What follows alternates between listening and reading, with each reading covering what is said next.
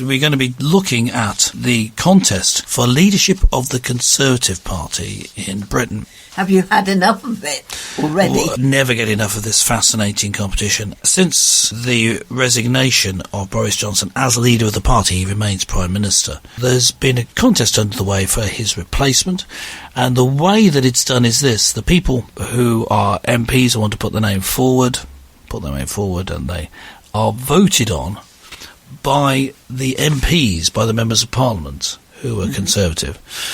And that goes through several rounds. In the first round, if you get 120 votes, you go straight through to the final round. But no one got that. So what happens is you go through several rounds, enough rounds as needed. And each round of voting, one person is removed. So it's a bit like X Factor. Or Pop Idol. And then in the end, when you have two people left, those two are put to the vote, to the membership of the Conservative Party across the country, and then they all vote on which of those two they want. I believe there's about 160,000 members. Yes, so that comes to a proper election. That's the stage of the contest. You get interesting things like them being all thrown together in a debate on TV, and there was one online in a Zoom type call, and they get to duke it out with each other. Well, let's put it this way. You see a little of their character developed. You don't necessarily hear that much about their policy proposal. You don't get into technical detail. Can I make a request? Today is Monday, the 18th of July, and we're halfway through the morning. Therefore, we have 5 candidates. Yeah. Now, in all of your discussion over the next whatever time, it's those 5 candidates. But bear in mind the fact that our listeners will not hear this until the evening of Monday the 25th of July, by which time there will only be 2 candidates in the recommendation out to the Conservative Party members. So you carry on talking in the way of the 5 candidates, but our listeners will understand that when they come to listen to this programme, there might be a completely different story. So the candidates that we have at the moment is we have Rishi Sunak, who was, till relatively recently, the Chancellor of the Exchequer. We have Liz Truss, who was the Foreign Secretary.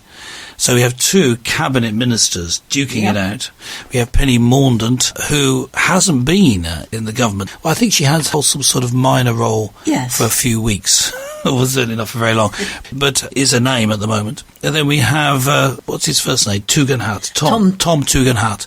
Yeah, Tom Tugendhat, who claims to have a military background. I mean, he does have some sort of experience. I think he is not mainline, what do they call the reserves? He served in the British Army, initially in the Territorials and then later in the Full Army from 2003 to 2013. Yes. And he was a lieutenant colonel. Right. Which is one up from a major, a half colonel. Oh, so he was in the Territorials, that's why I'd heard that, yes. Yes, and then he went into the Full Army. He was in middle management, not a high flyer. So he has that sort of experience, and he's going for it in an interesting way. And then you have Kemi Badenoch. Now, she has had ministerial experience in this government and has great anti-woke credentials. She was Minister for the Equalities, I think. Yes, which includes faith and race, so she's spoken out about that. So we've got all those candidates. Now, bearing in mind that some of them will be out by the time we get there, who's your favourite, Beryl? I find it hard to have a favourite, actually, because when they talk, they just turn me off. There isn't anything that they talk about that grabs my attention. Okay, so you haven't got a particular favourite, but let's just quickly go through. I go through them. I think Tom Tugendhat, well, I didn't even remember his name, so lack of name recognition. A slight bit of Mr. Bean in there. He has more of the look of Joe 90, I think, if people know that character. But I don't think he seems like a leader. Okay. That's just purely a subjective reaction to him as a person. Joe 90 is a children's character from the 1960s who wore big glasses. His claim is to be new, to be fresh, to have a fresh view of it, and I just don't think the membership are going to be for him, so I say he's not got a chance. Kemi Badenoch, I think has good views. I like her, what she said. She comes across well, made a matter of fact, actually answers questions when they're put to her in interviews. So overall, impressive as a person and as, I suppose, a rising star in the party. Doesn't seem to me that she's ready to take over from day one, as they're all saying, as Prime Minister. That's my take on it. Are you looking for a statesman-like character, or stateswoman-like? Well, I've been looking for someone who has the capacity, as Liz Truss has been constantly saying, to take over on day one. Day one I'll be able to do this, she keeps saying it, because of course she's had experience in cabinet and dealing with in international affairs, so you could say that she is ready like that. I, however, find her very unconvincing, and I really don't like Liz Truss's attitude over the war with Russia. I think she's stoked it up, and I think, therefore, it'd be very risky to have her in position. Penny Mordaunt, I just don't think is impressive. I don't think that she's ready to take over on day one. She doesn't seem to have a grasp of the policies, but that may be a strategic decision on her part, not to put forward any policies, maybe. So that she can't be criticised about them.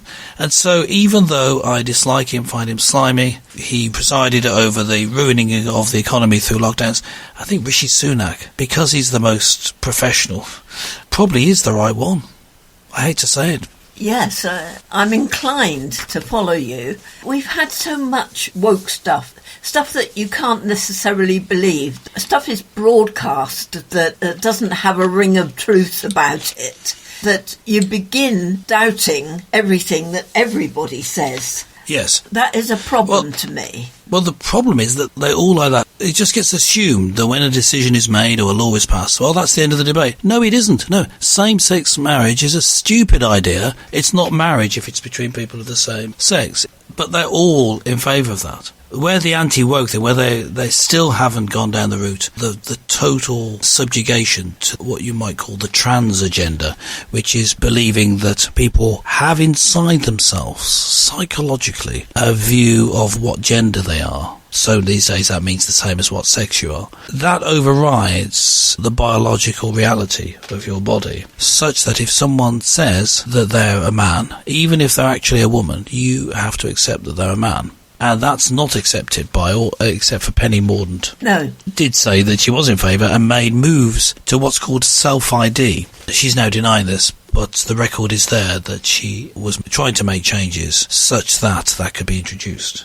What that means is you could just on the day say you're a woman, you could just say you're a man, and then you have to accept it without any evidence. There's been a history to it. So they're not there yet, but they've given into so many other stuff that I don't trust any of them necessarily to stand up to it, apart from Kemi Badenoch. Mm-hmm. Yes, well, we shall see, shan't we? I guess. But here's another one, Beryl. But this was the main point I wanted to talk about in terms of something they all seem to sign up to. An article from The Guardian, as a UK newspaper, which is what you might call leftist. Yes. So they have this view. They say climate experts are saying that the Tory leadership contest has got off to a dismal start because rows have erupted over the government's flagship climate policy, the target of reaching net zero greenhouse gas emissions by 2050. Now, Boris Johnson put that into place, surprisingly to me, because he behaved as if he was the Prime Minister for the Green Party.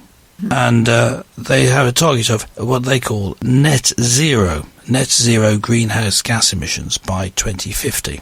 Now, the net zero is a peculiar idea. They talk about what they think of as either greenhouse gases and carbon emissions. And the idea is that you produce a certain amount of carbon dioxide is what they're talking about. Mm-hmm. And that you have to put in place a similar policy to remove that carbon dioxide. So you have to, overall it's zero. That's the idea. Yes. It's the most ridiculous idea you could possibly think of. And yet it's just accepted.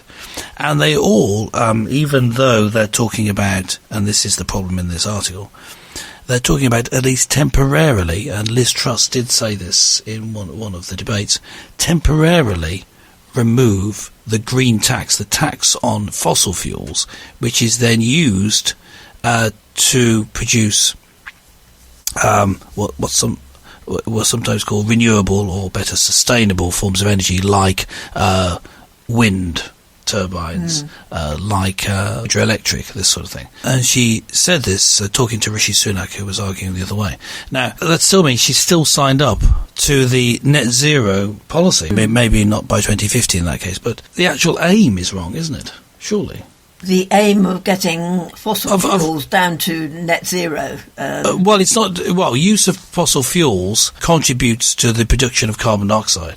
What they mean is that the production of carbon dioxide is net zero. So net zero means the gross amount of carbon dioxide being produced is reduced, and you then have to put something opposite in the place which reduces it, either by planting more trees or by putting money from the sale of the fossil fuels, putting more wind turbines up, that sort of thing. So if you balance it out, you end up with net zero. I guess the whole argument that is influencing net zero is the economic one, because we cannot afford to spend a lot of money in going for net zero. I think that's because of right. The economic crisis facing everybody at the moment. Mm-hmm. Food prices going up, fuel prices going up, and so on. There's going to be possibly a huge amount of inflation and possibly a recession coming in place. Yes. Yeah.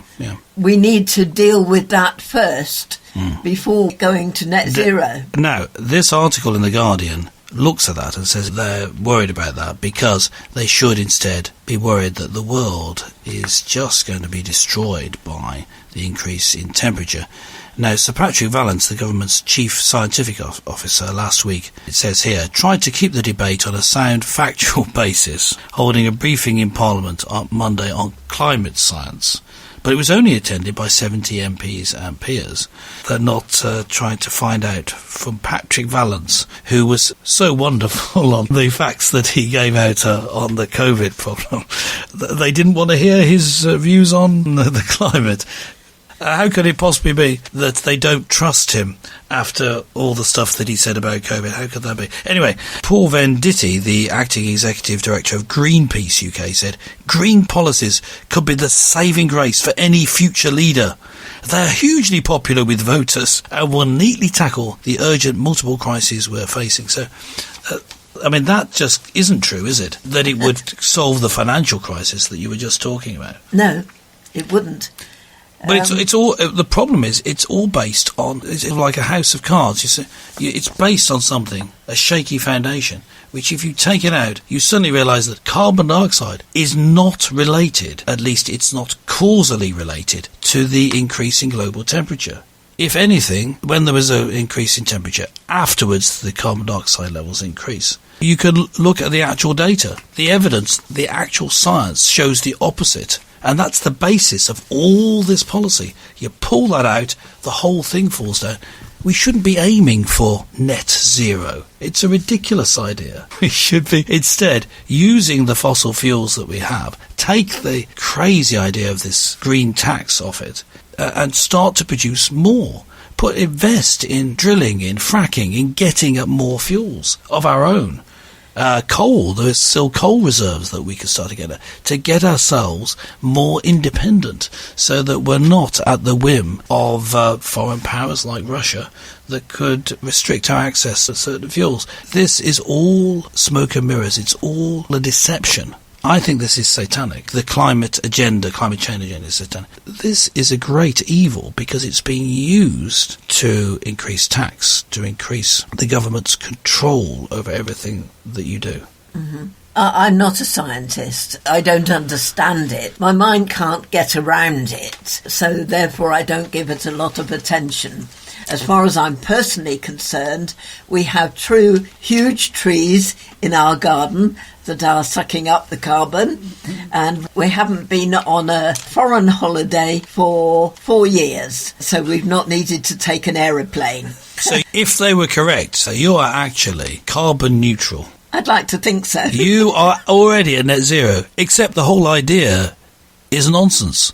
So whether or not you believe me that the actual idea of man-made global warming it's had minimal effect on the temperature of the planet. Not that the globe isn't warming. I'm saying it is warming, but it's just a natural, cycle of the temperature of the Earth. But whether or not you agree with that, the concept of net zero doesn't work for the reasons I've said. it's a fabrication. I think to a large extent we've lost our trust in God. We no longer believe that God is the creator. And if you take that plank away from people, then they think that they've got to solve all the problems of the universe because they've taken God as creator away. So therefore, they've got to step up to the role. And no way can mankind act as the sustainer of the universe, because one of the things I believe very much is that God is the sustainer of the universe as well as the creator. He keeps the clock ticking. How he does it, we can spend ages debating and spending money on, etc., etc., but it doesn't alter the fact that God is in control. We've got to accommodate it. We've got to live according to our ability. And if you actually contrast what our grandchildren are expecting as living situations, which was what we accepted when we were their age, there's a huge amount of difference. A hot shower every day. Who really needs a hot shower every day? Seriously, washing clothes regularly and drying them in a dryer. Who actually really needs to do that? How many houses do we see nowadays that have washing lines and you put your washing out? If you really went down to basics, you could reduce your fuel bill by a significant amount. Whereas at the moment people are saying, oh dear, we've got this and we've got that and whatever. And of course now, because of this temperature maximum, whatever they say, etc., there'll be a big push for air conditioning. And that takes up power. We've just got to learn to live simpler. Yeah, I think that is a reasonable solution. So if the claims about carbon dioxide produced from fossil fuels causes global warming, the real answer is we need to use fewer of them, or less of it. Yeah, so we need to change in lifestyle. And now these politicians then, much derided, who are going for the Conservative Party leadership and therefore Prime Ministership, are right, compared with the Guardian writer and their Labour critics, because they're having a common sense approach. Yes, there are those concerns, whether they fully sign up to them or not, that we're using too much fossil fuels, which is causing global warming. But also, there are other pressures. Aren't they actually showing themselves to be more suited to leadership by having a more nuanced approach? Yes, that's certainly a thought to think about. Oh, right, okay. So can I ask then, after all of this discussion, and pretending it's next Tuesday, what are the two names on the ballot paper, Beryl? I think it's likely Rishi Sunak will be one of them, and I'll go for Penny Mordaunt. Okay. No, that is quite likely. I think the odds slightly favour Liz Truss. I'm pretty sure that she will be Prime Minister. I would say Sunak, and I would agree with you that Liz Truss will get there, just that she will be chosen out of the two by these, however many there are, Conservative people.